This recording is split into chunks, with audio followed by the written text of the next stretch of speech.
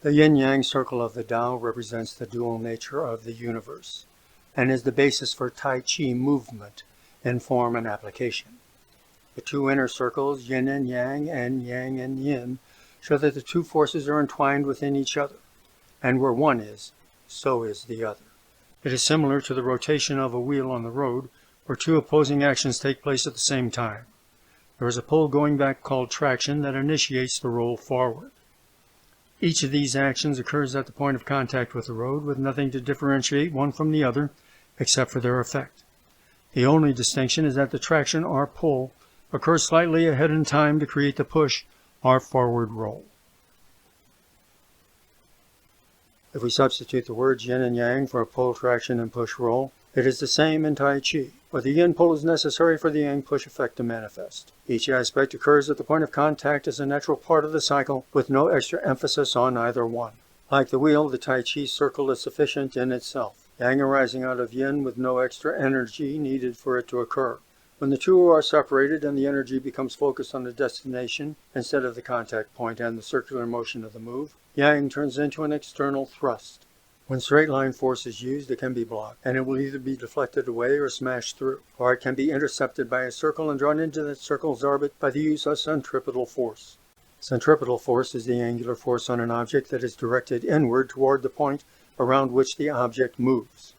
It can be likened to the relationship of the Earth and the Moon, where gravity directs the Moon towards the Earth, while the angular motion of centripetal force keeps it in orbit.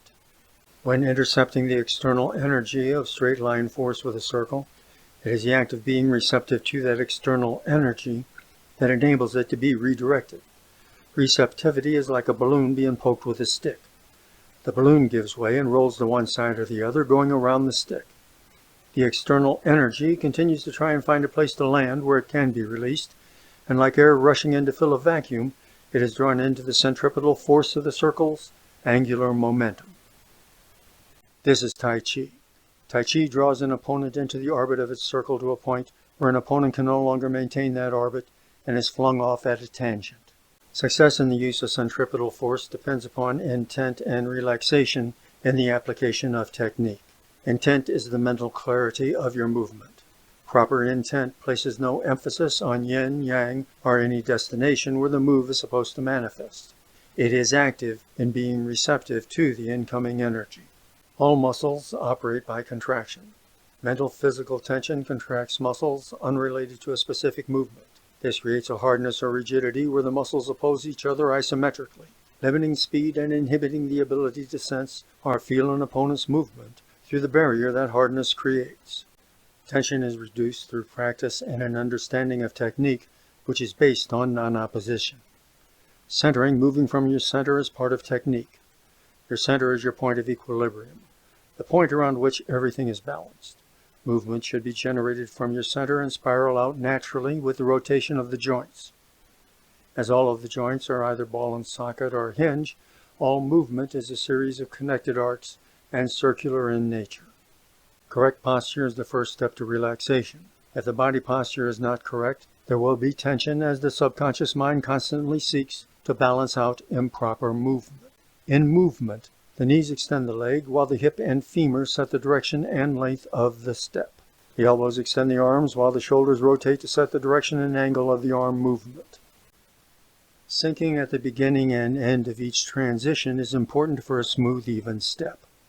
Relaxing into a stance while bending the knee and lowering the hips slightly increases length and flexibility in the supporting leg extension and allows the body to transfer the weight in an upright posture without the coccyx flaring.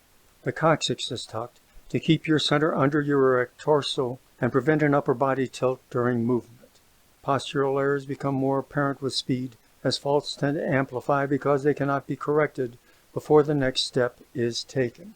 The head is suspended as on a string so that the neck can rotate freely to follow your move. The neck stabilizes the waist. This aids in taking the empty step, which ensures that your body weight is behind your move.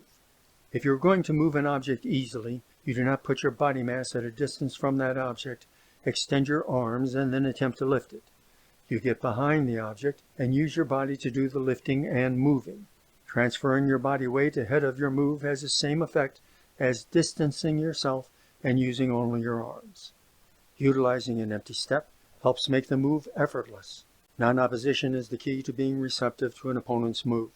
Put your move and step out to one side or the other at an angle to an opponent to ensure that you do not oppose him directly.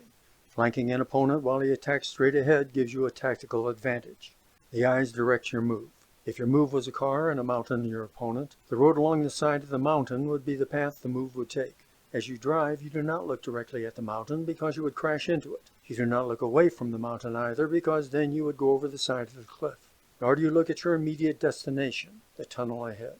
You know you will get there eventually as long as you stay on the road.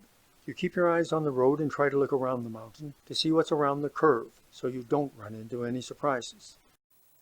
This video is based on the teachings of Tai Chi Chuan Master Tui Staples of Floating Lotus Tai Chi in St. Louis, Missouri. I am totally responsible for its content. As Tui would say, practice makes better, perfect practice makes perfect. And if the contents of this video helps anyone achieve their goals, it will have served its purpose. Tui, if I've learned anything about Tai Chi in the internal, it is only due to your patience and generosity in teaching. Thank you, my brother. I would also like to thank Myron Claire Felkoff, who started me off in Tai Chi over 41 years ago. Myron, it's been over 38 years since we've seen each other. Years have treated me much better than I deserve. I hope you can say the same. Thank you.